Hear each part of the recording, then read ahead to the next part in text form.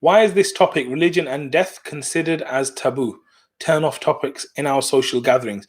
And what do we get this important topics in our social, probably how do we get this important topics in our social gathering? Okay, great.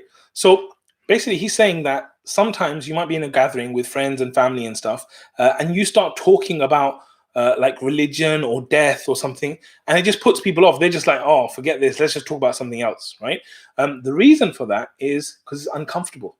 Okay, it's uncomfortable. Like if you start talking about topics that people don't like or feel very comfortable about, they'll want to change the topic. So what I would advise is that the way you do this is that you have to, you have to be like, you have to be pragmatic.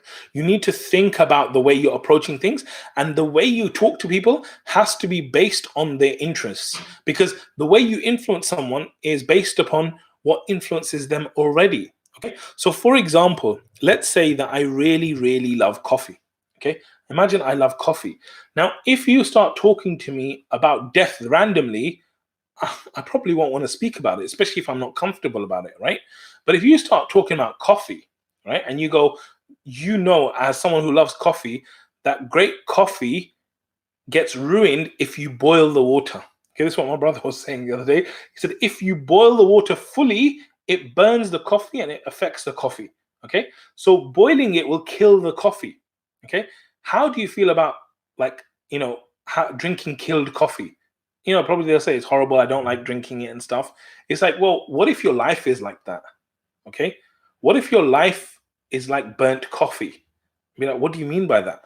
Well, you know, like the way you make your life is a bit like the way you make a cup of coffee. Like coffee has different elements to it. Like you have to boil the water in a certain way. You have to do this. You have to do this. You have to do this. Isn't it the same for your life? Like if you're not praying, like can you really expect the coffee to taste great? Okay, so it's just like anything that influences them, that they're interested in already. If you can bring the topic towards that and then give them analogies related to that, they're definitely going to be more interested. But at the same time, you need to realize that it's an uncomfortable topic, and you can tell them it's uncomfortable. If I was going to speak to someone about death and I can see they're uncomfortable, what you need to do is you need to tell them that you understand, and you can say, look, I know speaking about death, it makes you feel uncomfortable. I feel uncomfortable speaking about it. Like knowing I'm going to die, it's a really tough topic, right? But at the same time, you know what's worse than feeling uncomfortable about death? Is not preparing for it, is actually meeting Allah when He's angry with you. Like that's worse than dying, or that's worse than even talking about dying, right? And so trying to kind of like talk about different things like this and finding a way, but ultimately it starts with heart. Okay, crucial conversations, they start with heart. What do I mean by that? Is that the way you think about that person, the try and aim that you're trying to do, like really to try and help them. This is not about us showing off. We don't want to show off, oh yeah, I'm religious, I'm pious, I'm going to make you religious and pious. No, this is about the guidance. This is about them being closer to Allah. This is about them getting to Jannah so that you can chill with them in Jannah, inshallah.